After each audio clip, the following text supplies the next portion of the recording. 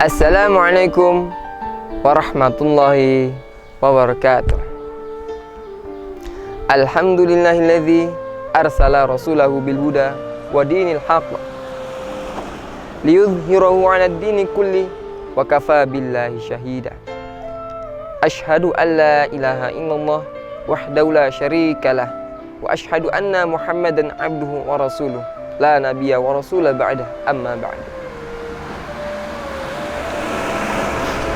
Jamaah yang dirahmati Allah Subhanahu wa taala, marilah kita menghadirkan dalam hati kita, dalam kehidupan sehari-hari kita, untuk selalu tetap bersyukur kepada Allah Subhanahu wa taala atas nikmat yang telah diberikan kepada kita, sehingga kita masih bisa merasakan nikmatnya Islam, nikmatnya iman, nikmatnya kesehatan.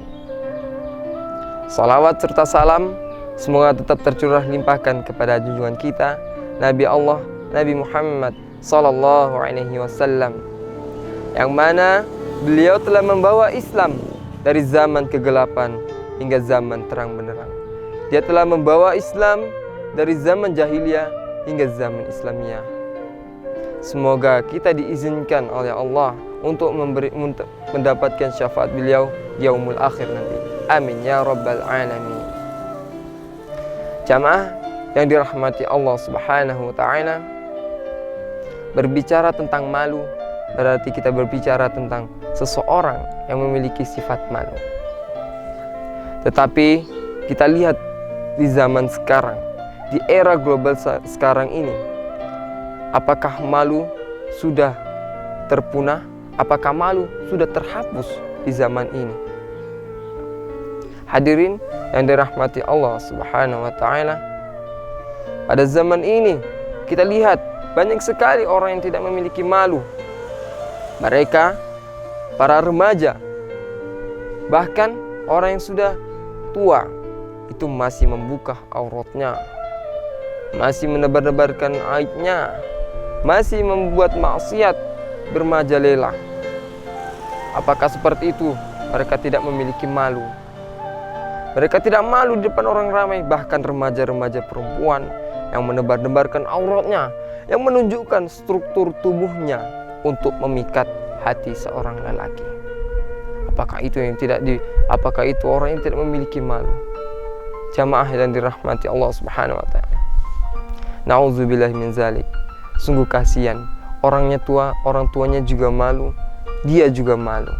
Karena apa? Orang yang sudah membuka aibnya akan membuatkan malu kepada orang tuanya, apalagi remaja-remaja. Mereka menebarkan auratnya, mereka membuat maksiat, berdosa, berzina. Mereka tidak merasakan malu, tetapi apabila ibunya sudah tahu, bapaknya sudah tahu, itulah malu, sebenar-benarnya malu. Jamaah yang dirahmati Allah Subhanahu wa taala, apakah malu seperti itu? Apakah malu yang seperti itu dicontohkan di dalam Islam? Di dalam Islam sungguh indah, mengajarkan kita akhlak, perilaku, sifat malu.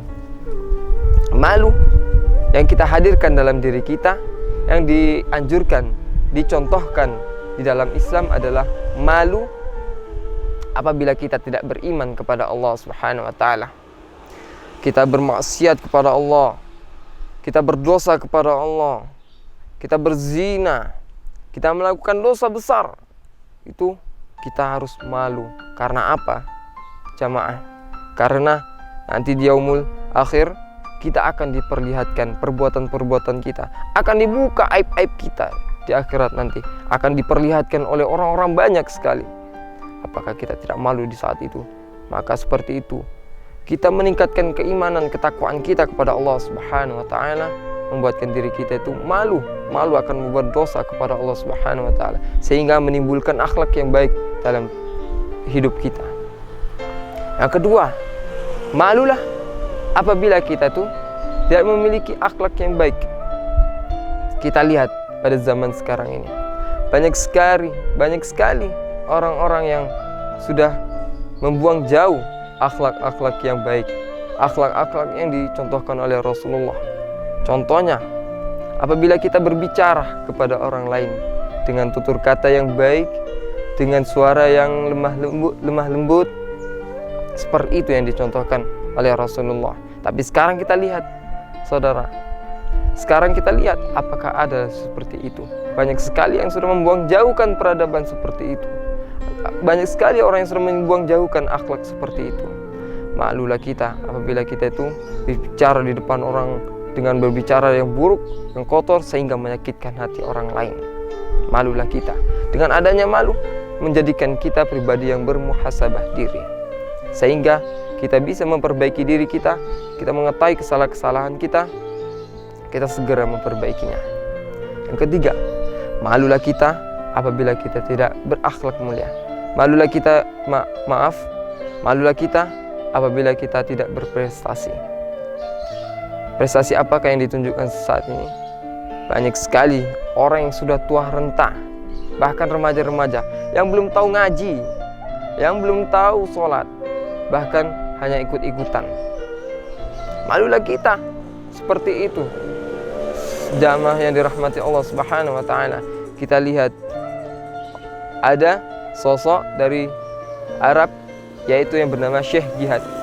Dia seorang yang tunanetra, buta, dan dia itu memiliki kelebihan, yaitu dia menghafal Al-Quran.